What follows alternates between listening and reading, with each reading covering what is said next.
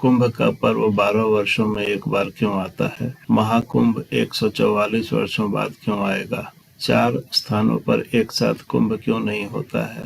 महाकुंभ केवल प्रयागराज में ही क्यों होता है? इन सभी प्रश्नों का उत्तर लेकर मैं आज आया हूँ। शुरुआत करते हैं इस बात से कि कुंभ 12 वर्षों पर एक बार क्यों आता है, हर साल क्यों नहीं आता। दोस्तों, जैसा कि आप जानते हैं, कुंभ पर्व एक पौराणिक गाथा से जुड़ा है।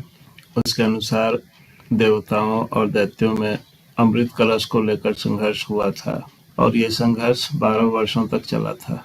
इस संघर्ष के दौरान छीना झपटी में अमृत कलश से अमृत की बूंदें अलग अलग 4 स्थानों पर गिरी और ये अलग अलग समय पर गिरी। ये अमृत की बूंदें हरिद्वार में गिरी, प्रयागराज में गिरी, उज्जैन में गिरी और नासिक में गिरी, अलग अलग समय पर। जिस समय अमृत की बूंदें जिस स्थान पर गिरी, उस स्थान पर उस समय ग्रह को ये दशा थी। उसी ग्रह की दशा को जब प्राप्त करते हैं तो तब उस स्थान पर कुंभ पर्व का आयोजन होता है। अभी जिस कुंभ की बात हम लोग कर रहे हैं वो प्रयागराज का कुंभ है। प्रयागराज का कुंभ तब आयोजित होगा जब सूर्य और चंद्रमा मकर राशि में हो और बृहस्पति वृष राशि में, तब जाके प्रयागराज का कुंभ आयोजित होगा। तो इस चीज को एक्सप्लेन करने के लिए कि ये राशियां क्या हैं और 12 साल क्यों लगते हैं, मैंने ये सिंपल सा स्केच बनाया है। देखिए, ये हमारी पृथ्वी है सेंटर में और ये पृथ्वी के चारों ओर का ब्रह्मांड है, पूरा आकाश। इसे हम 360 डिग्री का सॉलिड एंगल मानते हैं। इस पूरे आकाश में अगर कोई एक ग्रह यहाँ है या यहाँ है और हमें बताना है कि ये ग्रह कहाँ है, तो आकाश में हमने एड्रेस क्रिएट करने के लिए 12 लोकेशन बनाए हैं। पूरे आकाश को 12 30 डिग्री के एंगल के सेगमेंट्स में डिवाइड कर दिया और हर सेगमेंट का एक नाम दे दिया। जैसे ये सेगमेंट है, इसको मकर राशि बोल दिया। राशि मतलब स्पेस, राशि मतलब ये जगह यहाँ से लेके यहाँ तक। राशि ना कोई ग्रह है ना कोई भगवान है, राशि एक स्थान है, एक लोकेशन है। अब इस लोकेशन का नाम मकर क्यों पड़ा? क्योंकि यहाँ कुछ ऐसे तारे हैं, तारों का क्या है कि ये अपना स्थान नहीं बदलते हैं। तो ये कुछ ऐसे तारे हैं जिनको आपस में डॉट कनेक्ट करने पर एक आकृति बनती है, जो आकृति मगरमच्छ से मिलती जुलती है। मगरमच्छ को मकर कहते हैं, इसीलिए इस लोकेशन का नाम उस तारे समूह के नाम पर मकर राशि रख दिया गया। वैसे ही ये कुंभ राशि है। यहाँ कुछ ऐसे तारे हैं जो आपस में मिलकर कुंभ यानी घड़े की आकृति बनाते हैं। यहाँ कुछ ऐसे तारे हैं जो मीन यानी मछली की आकृति बनाते हैं। तो इस तरह से इन लोकेशंस का नाम रख दिया गया और इन्हें ही राशि कहा जाता है। तो आज के दिन में अगर सूर्य यहाँ है तो कहा जाएगा सूर्य मकर राशि में है। अगर सूर्य यहाँ के बजाय यहाँ है तो कहा जाएगा कि कुंभ राशि में है। आपने मकर संक्रांति का नाम सुना होगा। तो जैसा कि आप देख रहे हैं, मकर के पहले धनु राशि का नंबर आता है। ये धनु राशि का जोन है। अभी सूरज यहाँ है। जब ये धनु राशि को क्रॉस ओवर करके मकर राशि में एंटर करता है, जो कि 14 जनवरी को आता है, Makar Sankranti. Sankranti means change over. तो ये मकर संक्रांति के दिन ये मकर राशि में प्रवेश कर रहा है 14 जनवरी को। उसके बाद ये कुछ दिनों बाद मकर राशि में रह के फिर कुंभ राशि में जाएगा, फिर मीन में जाएगा। अब सवाल ये है कि ये कितने दिन तक मकर राशि में रहेगा। क्योंकि 12 राशियां हैं, आप देख रहे हैं 12 राशियां हैं और पूरे साल में हर राशि में उसे प्रवेश करना है। क्योंकि ये जो हमारी पृथ्वी है, ये सूरज का एक चक्कर लगा लेती है पूरे साल में। तो पृथ्वी से देखने से ऐसा लगता है कि सूरज एक साल में हमारा पूरा चक्कर लगा रहा है। सूरज कभी यहाँ दिखता है, कभी वहां दिखता है। मतलब पूरे साल में सूरज 12 एरिया कवर करता है, 12 राशियों को कवर करता है 12 महीने में।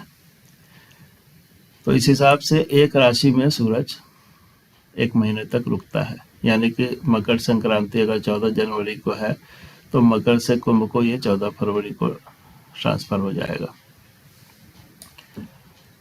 अब देखते हैं चंद्रमा को। ये चंद्रमा है।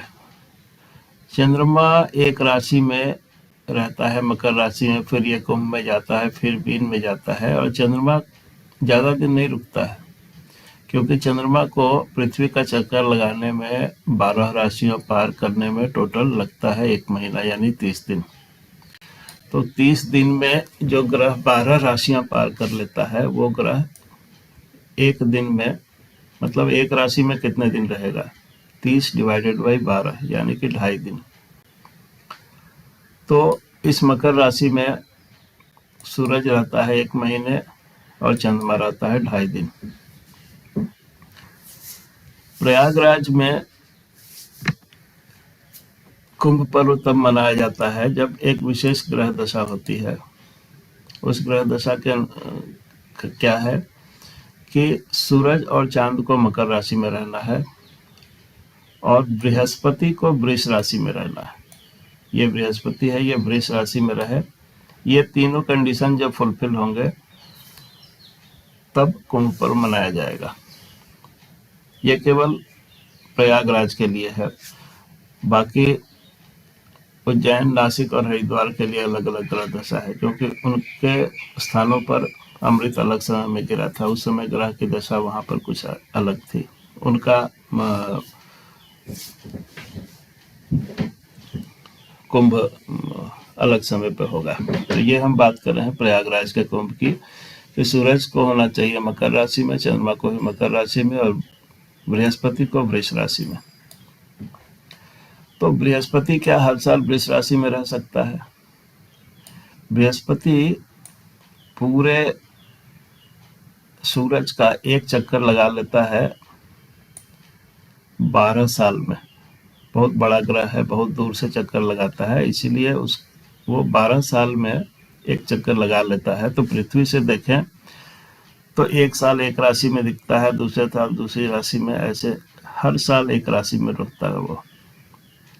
तो बृहस्पति जिस राशि में रुक जाता है वहां पूरा एक साल बिताता है।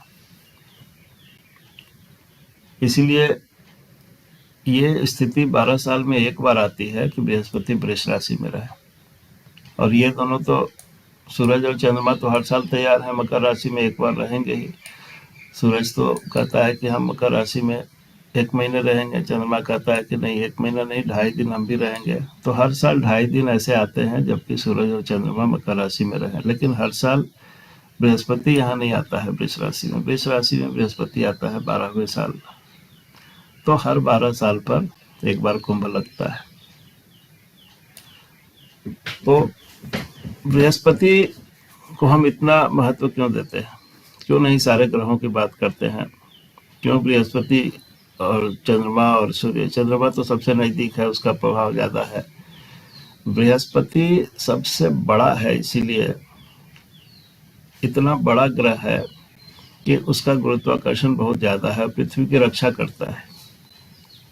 इसे गुरु ग्रह ऐसे ही नहीं कहा जाता है। जितनी उल्काएं आती हैं बाहर से, जितने उल्का पिंड आते हैं, सबको वो पृथ्वी पर आने से रोकता है, सबको अपनी तरफ आकर्षित करके और नष्ट कर देता है। इसका गुरुत्वाकर्षण बहुत ज्यादा है। तो इस कारण से बृहस्पति का प्रभाव हमारे ऊपर बहुत ज्यादा रहता है। और चूंकि ये ज्यादा समय तक एक राशि में रहता है, इसीलिए इसका प्रभाव स्थायी भी होता है। तो इसलिए बृहस्पति की बहुत बड़ी भूमिका है इस बात के निर्धारण में कि कुंभ कब होगा। तो अब आपने समझ लिया कि कुंभ 12 साल में एक बार होगा। अब महाकुंभ कब होगा? महाकुंभ तब होगा जब बृहस्पति इस जगह पर आ जाए कि ये तीनों एक लाइन में आ जाए। ठीक है, ये तीनों जब एक लाइन में आ जाएंगे तो कुंभ तो होगा ही, महाकुंभ भी होगा। लेकिन बृहस्पति वृष राशि के अंदर कहीं भी हो सकता है, कभी यहाँ रहेगा, कभी यहाँ, कभी यहाँ, कभी यहाँ। और बृहस्पति के अलावा चांद भी कभी यहाँ कभी वहाँ। तो ऐसा देखा गया है कि इस तरह का संयोग कि ये तीनों एक लाइन में रहें, ये इनके शेप और जो स्पेस अवेलेबल है इसके हिसाब से 12 बार में, मतलब 12 कुंभों में एक कुंभ ऐसा होता है जब तीनों एक लाइन में आते हैं। बाकी कुंभ में तीनों रहते हैं राशियों में, लेकिन एक लाइन में नहीं रहते हैं।